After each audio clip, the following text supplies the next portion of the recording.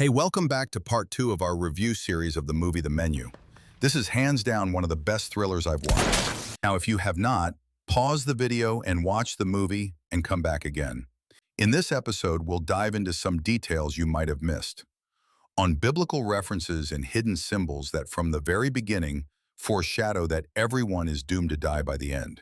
So we'll go by order they appear in the movie. Okay, the first one, I agree this is not the best, but since we are going on order, can you recall the scene at the very beginning about scallops? Right now, we are harvesting scallops. You'll eat them tonight. No. We are harvesting scallops, the scallops who are plucked, killed, and served. Do you see a resemblance? Guests who have been lured in, selected, and are now part of chef's menu. The second scene, do you remember the lines that followed? We harvest, we ferment, we slaughter, we marinate, we liquefy, we spherify, we gel. Pretty ominous, right? It's almost as if they're hinting that this isn't just a dinner service, but a carefully orchestrated plan by a group with deadly intentions. All right, now on to the third detail I notice. Do you remember this scene? Does it ever get burnt out, or? Burned out? Yeah. We never burn anything unless by design. Don't you think this gave a major clue, one that strongly suggests the guests are going to be intentionally burned alive? Not just symbolic, it's a chilling bit of foreshadowing, isn't it? Now for the fourth detail. Have you heard of Judas goats? These are specially trained goats used to lead other goats to the slaughterhouse, unknowingly guiding them to their deaths. Now think back to that scene. Yes, the party is actually led by Judas goats. Pretty powerful symbolism. Subtle but chilling nod to how the guests are being calmly and blindly led to their doom. The fifth detail. Did you notice how fire appears repeatedly throughout the movie? It shows up in several scenes, and it's not just for visual flair. And the dish amuse-bouche, again having the descriptive word charred, a subtle but consistent symbol, quietly reinforcing the idea of destruction, sacrifice, and what's to come. You probably sensed it too, right? The sixth detail. You get no bread. The breadless bread plate, a powerful nod to the Last Supper, stripped of its offering. No bread means no communion and no hope of redemption. Then the pouring of wine. Sense of longing and regret. All these slowly bolts up to the seventh detail. The seventh detail. The entire movie revolves around people's sins being exposed and punished. Take Richard Liebrandt, for example. His ring finger is cut off, clearly symbolizing infidelity. Then there's the unraveling of secrets, as guests are forced to confront their wrongdoings.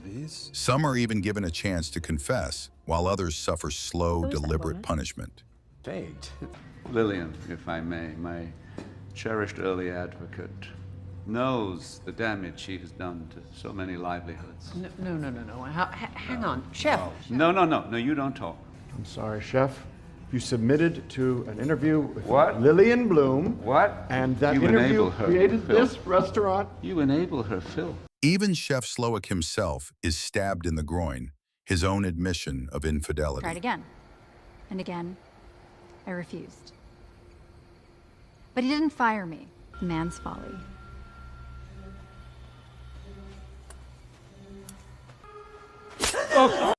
Don't you think all of this points to a deeper symbolism of penance and a twisted version of Judgment Day? And they have failed, meaning no escape, right? The eighth detail. Remember that unsettling scene about Taco Tuesday? To make him stop, I finally had to stab him in the thigh with kitchen scissors. Well, I suppose I should have stabbed him in the throat that evening. But we're not so smart when we're young. On the surface, another darkly humorous course, but actually reveals Chef Slowick's deeply homicidal intentions. Now, the ninth detail is perhaps one of the most symbolically rich. Remember when Margot manages to pass through the silver door? How can I assist you? Just looking for the ladies' room. Right this way.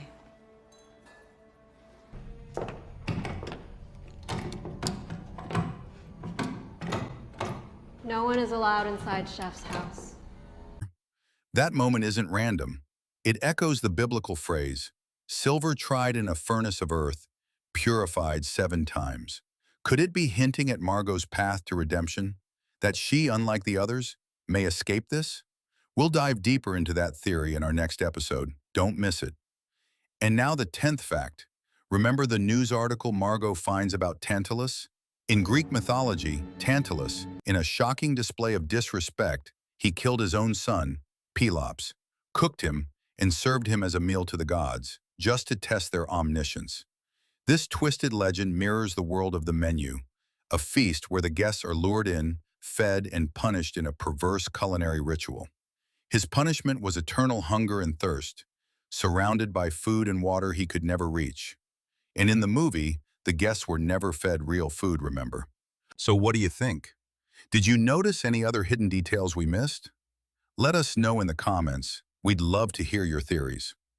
If you enjoyed this breakdown, make sure to hit that like button and subscribe for more deep dives. In the next episode, we'll explore a shocking twist you may have missed in the ending and uncover a few strange details that never quite added up. And hey, what movie should we review next? Drop your suggestions below.